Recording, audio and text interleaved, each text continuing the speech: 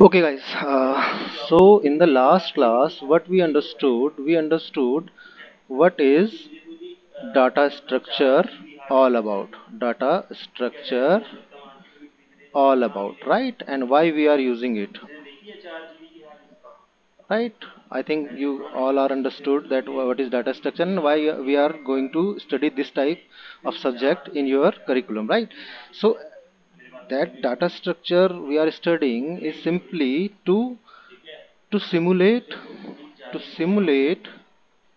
simulate or solve any real time real time problem, right? So for solving those real time problem, definitely we will going we are going to solve them by using our computer program. We are going to implement some program on any language, either it will be C or C++ or Java, etc, right? So during the solving this real-time problem, if we are having some real-time problem, we want to store some type of data in the data structure, definitely we are going to make some program for it. It will be in C, C++, Java, Python. There are numerous language we can use, right? But the main thing is, whatever the programming language will be, the one thing will be common in all programs. One thing will be common in all programs, that is called algorithm of that program, of that program. Now when we are saying algorithm, what it means by algorithm, we can consider an algorithm is as stepwise execution of different instructions involved in, let's say any program have 10 instructions, so it will be instruction 1, instruction 2, instruction 3, like that instruction n, right?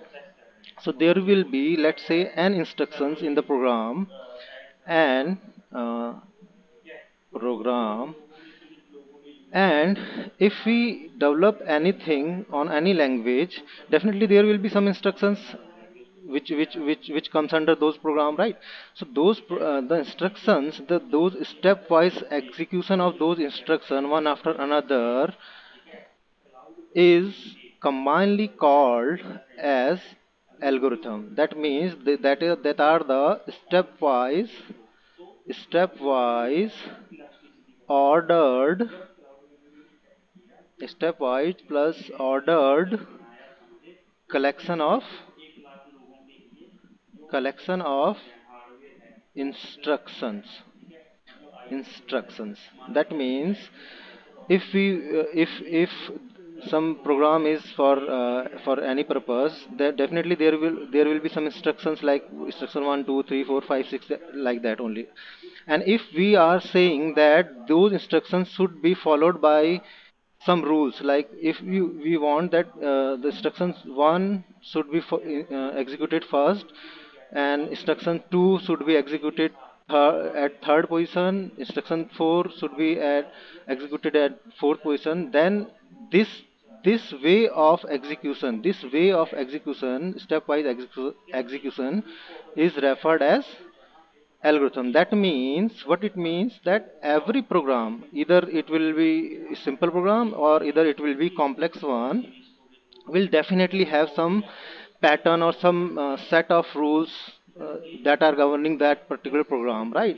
So those set of rules, ordered set of rules, will be considered as algorithm. Now in the case of data structure, when we are designing any data structure, definitely, let's say we are designing any array, let's say we implemented an array, right? This is 0 index, this is 1 index, this is 2 index, this is 3 index, this is 4 index. Let's say, for example, we are having array data structure, right? So there will be some rules that we will insert item from here only, and after that we will first put first item at index number 0, then index number 1, then index number 3, and then index number 4, like that. But this is not exactly the case. We can add anything and at any point if we created or we reserved a space in the memory area, right? But for the example, let's say if I am saying that I will input, or we can say I have put in some constraint on array that everything I am going to input will be stored in sequential manner. So this sequential manner input is something like, we can say this sequential input is something like algorithm. It can be referred as algorithm, that we are going to store everything in sequential manner, right? So definitely, if you are going to use some data structure, definitely you are having some predefined algorithm in it, that how it will work and how insertion will work over there, how deletion will work, how searching will work. Those all processes comes under algorithm. If if we categorize those all operations or those all set of rules under single category, that will be referred as algorithm only. So algorithm is a set of instructions which governs your program, right? Now you could understand what is algorithm all about. Now this is not the topic of today topic. We are having today topic is as analysis of algorithm. We are going to study analysis of algorithm today only. Analysis of algorithm. Okay. So now whenever we say that we have some algorithm with us, which we are going to use for data structure or for any programming or for developing any program, then we need to analyze performance performance of that algorithm which we have, right? Now when we say performance, what it means, that we need to find that the algorithm is performing good, worst, or average. Your algorithm which you are going to use is good one, worst one, or average one. So for a single program there could be a multiple algorithm you can have. Let's say if you are developing any program, let's say program 1, you have program 1, there could be multiple algorithm you can develop for same task, right? Let's say we have algorithm 1 A1, algorithm 2 A2, algorithm 3 A3, dot dot dot dot. It could be and algorithm there, possible and algorithm will be there for a single task which you are going to implement by your program, right? Now in the analysis part, what we will do, we will find the performance of A1, right? Performance of A1, performance of A2, performance of A3, performance of A4, right? On the basis of performance, let's say I found that the performance of A1 was average, for A2 it was good, for A3 performance of A3 was worst, and performance of, let's say, AN is also average. Now when we have multiple algorithms designed for that particular program, and we found that those individual algorithms perform differently on their performance criteria, right? So after getting to know that these are the performance of those different algorithm we have, we need to choose any one algorithm, right? Because we are going to solve the problem, right? And we want to solve those problem an efficient way, that means in optimistic way. So we have to choose any one of these algorithm defined. So by knowing their performance on certain tasks, when we found out that these all are the cases that A1 performed average, A2 performed good, A3 performed worst, AN performed average. After knowing these, I find out that A2 performed best, and then only I selected A2 for my program, right? So why this is important? Because we need to choose a best algorithm for our program in the real world cases, right? Real world scenario, because you don't want to you want obviously you don't select any algorithm which is average or worst for your program, right? So every time when you are going to solve any real time problem, you will select only best performing algorithm for your algorithm, right? So for selection of those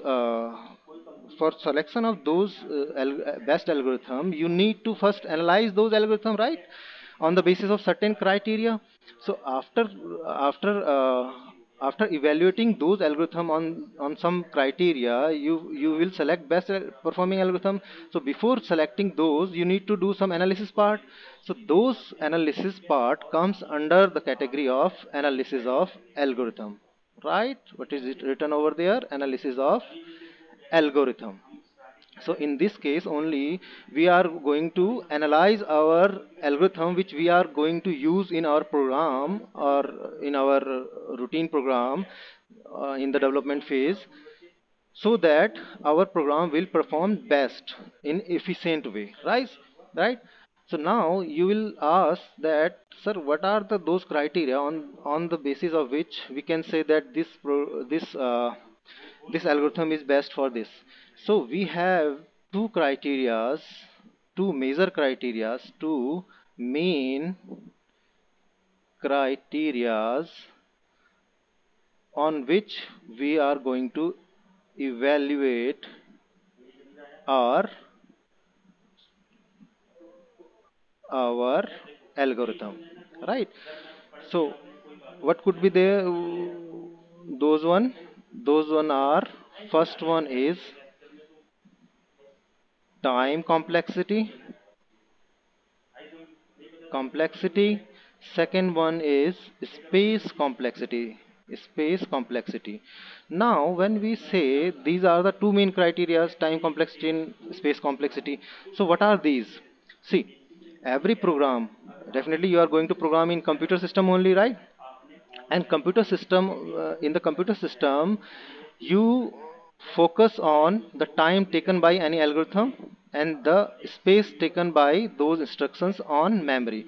So it is something referred as running time of algo, right? That means how much time it is taking to execute in the system, right? That means it is totally based on your set of instruction, number of set of instructions you are having, plus the processor capability. So processor capability you cannot work upon, right? You cannot improve, right? But the thing you can improve on is only the number of instructions you can reduce at the time of optimization phase, right? The guys, in the programming field, we have some phases. At the development phase, we will develop algorithm, we will develop program. After evaluating those programs, after certain time, we will find that time complexity of this program is very high, so better to optimize it. So next optimization phase will come after that, right? So in the optimization field phase only, you will reduce the time complexity. So what it means, that you the algorithm with less time complexity is best one, and the algorithm with high time complexity is worst one. So we need to develop an algorithm with whose time complexity is lesser one, right guys? So time complexity is directly related to running time of the algorithm, or we can say number of instructions a program has, right? Now come to the second category, Second criteria, which is what? Space complexity. What it means by that, how much space taken by your instruction in computer memory. See, as you know that at the time of execution, programs comes, let us say, this is CPU, this is your RAM, and this is your hard disk.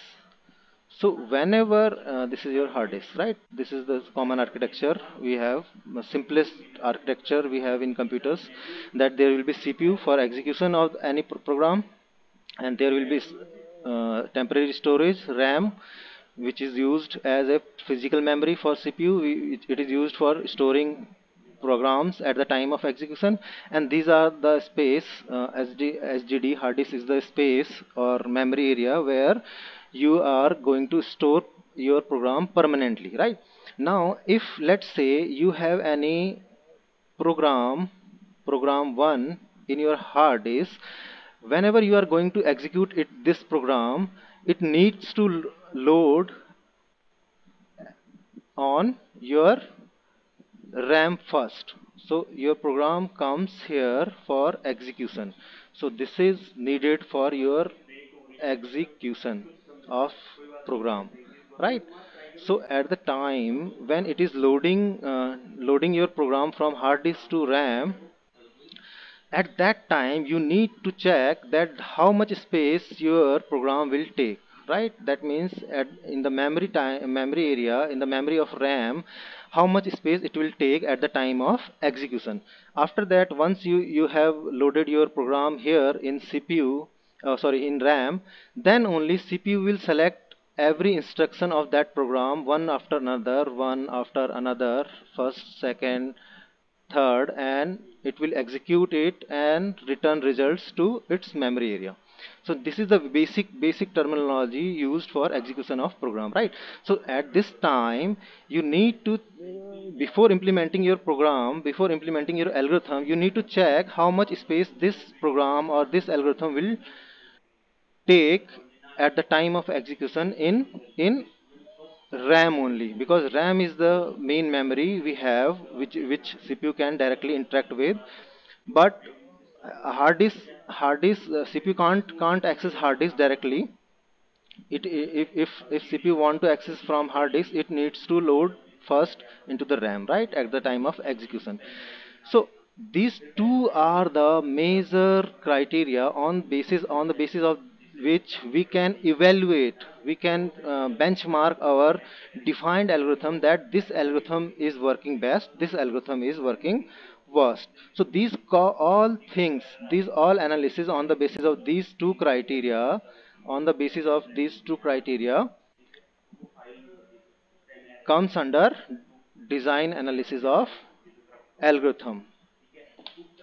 Design, or we can add term here, design analysis of algorithm. So this thing all comes under design analysis of algorithm.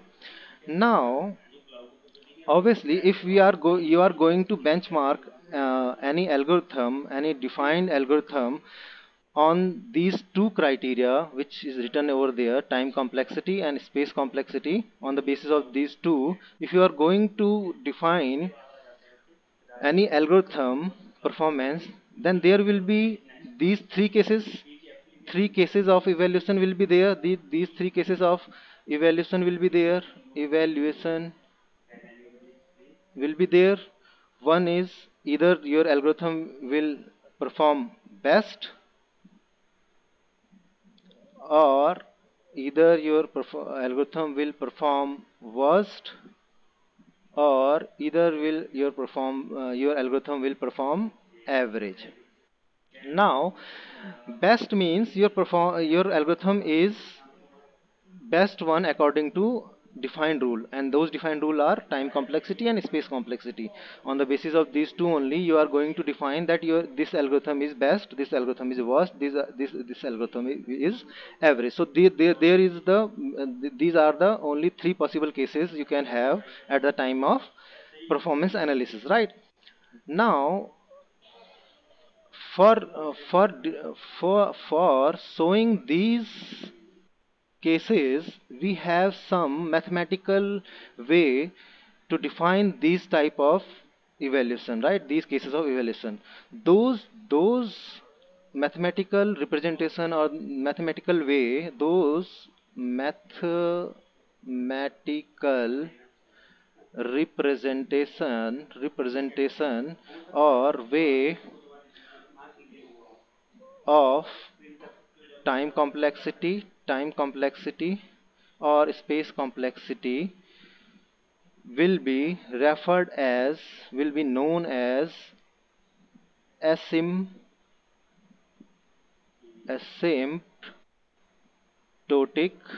notation.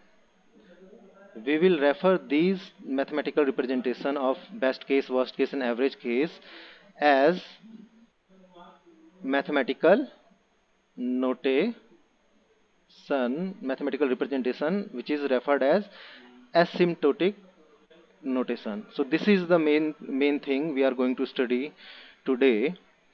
Now asymptotic notation are nothing, it is simply a mathematical representation of your time complexity only, right? So there are three types of notations we have. First one is big O. Big O represented by capital O, capital O. Second notation we have is big omega, omega represented by symbol omega. And third we have big theta, theta notation represented by theta, right? So these three are the main asymptotic notations we have, and these three are defined for different purposes, for different cases. For example, uh, let me choose another color. For example, big O notation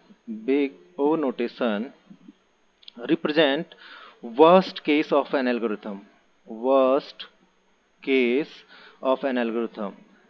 Big omega represents best case of, best case of algorithm, and big theta represents average case of an algorithm. So we have three cases of evaluation: best, worst and average. And for those for representing those type of those cases of an algorithm, we are having these three asymptotic notation.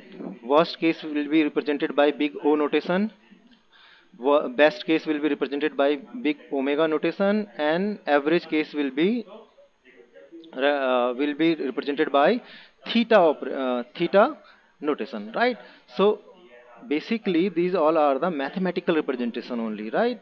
You need to define your algorithm's performance on some mathematical representation way only. So for that we are having these three type of notations, right guys? Now the one question comes that why sir, why we are considering all three cases if we are going to use best case or worst case only? See, in at the time of development, without executing those algorithm, if you want to judge your algorithm on some criteria, then definitely you will do some mathematical calculations, right? And on the basis of mathematical calculations only, you will define that this algorithm is worst, this algorithm is best, this algorithm is average. Now if you are saying this, then what which one will be chosen, right? In general way, if we are saying that this algorithm is best, but here if we are saying that this is the best case, that this is the best case, what it means by best case means lower bound, lower bound. Worst case means upper bound, upper bound. If we are saying that this algorithm is worst, definitely on the basis of time complexity, that what that means, that it will be worst only if it is taking highest time, right? Largest time at the time of execution or at the time of analysis. And the best algorithm will be which one, which will take least amount of time. So there will be lower bound, that will be lower bound for that particular algorithm. So that's why best case will be is representing lower bound for any algorithm analysis or an algorithm evaluation. Worst case will be upper bound, and average case will say that this algorithm will take exact bound या फिर exact time, right? That this algorithm is taking exactly this much amount of time. But as you know, before implementing, before experimenting, we can't say that this algorithm will take this much time exactly. So it will be ruled out at the time of evaluation. We cannot select any algorithm on the basis of this criteria, because we haven't executed those algorithm till now. We are just analyzing before implementing those, right? So this one will ruled out according to practical case. But according to practical case, let's say I am going to I am going to program anything, and I have designed some two or three algorithm for same task, right? Now before executing, if I want to choose, I want to say that I want to show my client that this algorithm is good because it will take least amount of time, right? But I can't say, because I haven't experimented on that algorithm right now, right? So we can't say that the client that this you can select this one. So this time, before execution, you can only consider only worst case of an algorithm, worst case of any algorithm. Why so? Because in general, if you want to say anything, if you want to show your client that this algorithm is it can take this much time, so you will not say the exact time or the best time. You will say worst time, highest amount of time that algorithm can take, so that your client will understand that maximum, at max, this amount of time will be required for this algorithm. So okay, he will say okay, okay, you implement it, and then we will resolve this time issue at the time of optimization. So in the field of programming, we are very much interested on worst case scenario. So what it means, that at worst case, how much time this algorithm will do. For example, अगर मैं कहूँ कि भाई मेरी algorithm है और मैंने अभी उसे रन नहीं किया, मैंने अभी उसको केवल एनालाइज कर रहा हूँ, मैं विदाउट एग्जीक्यूशन, मैं केवल मैथमेटिकली फॉर्मूले से उसको एनालाइज कर रहा हूँ कि भाई ये मैक्सिमम इतना टाइम लेगी और मिनिमम इतना टाइम लेगी, एवरेज ये इतना टाइम लेगी। तो जब भी मैं अपने क्लाइंट को बताऊंगा, तो मैं कभी भी उसे ये नहीं बताऊंगा कि भाई ये इतना मिनिमम टाइम है, क्योंकि हमारा अभी सर्टेन नहीं है, अभी हद तक हमने उसको इम्प्लीमेंट नहीं किया, अभी तक एग्जीक्यूट नहीं किया है हमने, हम अभी एग्जैक्टली कुछ बोल नहीं सकते। तो हम क्या मान के चलते हैं, एक एजम्पशन मान के चलते हैं कि ठीक है, हम एक हाईएस्ट अमाउंट ऑफ टाइम जो हमारे मैथमेटिकल फॉर्मूले से निकल के आया कि भाई हाईएस्ट अमाउंट ऑफ टाइम ये एग्जीक्यूशन टाइम जो ये एल्गोरिथम है ये लेगी। तो अगर मैं उसे वो बताऊंगा तो वो ज़्यादा बेटर सॉल्यूशन है, क्योंकि क्लाइंट को आप अगर झूठ बोलोगे तो हो सकता है कि बाद में आपसे प्रोजेक्ट छीन ले। तो बेटर है कि उसको हम वो चीज़ बताते हैं जो कि मैक्सिमम है, मतलब वर्स्ट केस है, ताकि वर्स्ट केस को देखते हुए हम डेवलपमेंट करें।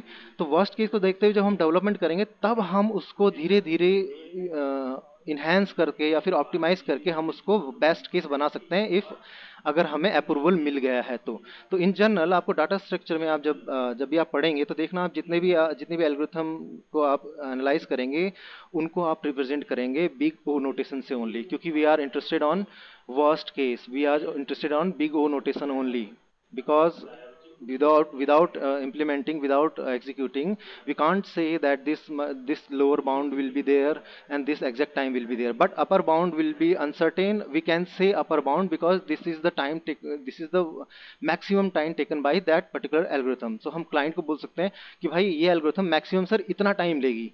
So on the basis of worst cases, we will evaluate our all three algorithms we have developed, all the three algorithms we imagined, that this on the cases of worst case, this time this algorithm is performing well, right? Let's say I am interested in this worst case only. I have three algorithm.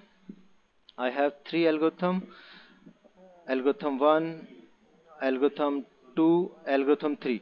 So worst case, I am considering worst case, big O notation. On the basis of this big O, I will say we will not consider best case, average case. On the basis of this worst case only, I will say this algorithm is good, this algorithm is bad, this algorithm is average. So on the basis of worst case scenario, we will describe that this algorithm A1 is best according to worst case scenario. That means it is worst case time.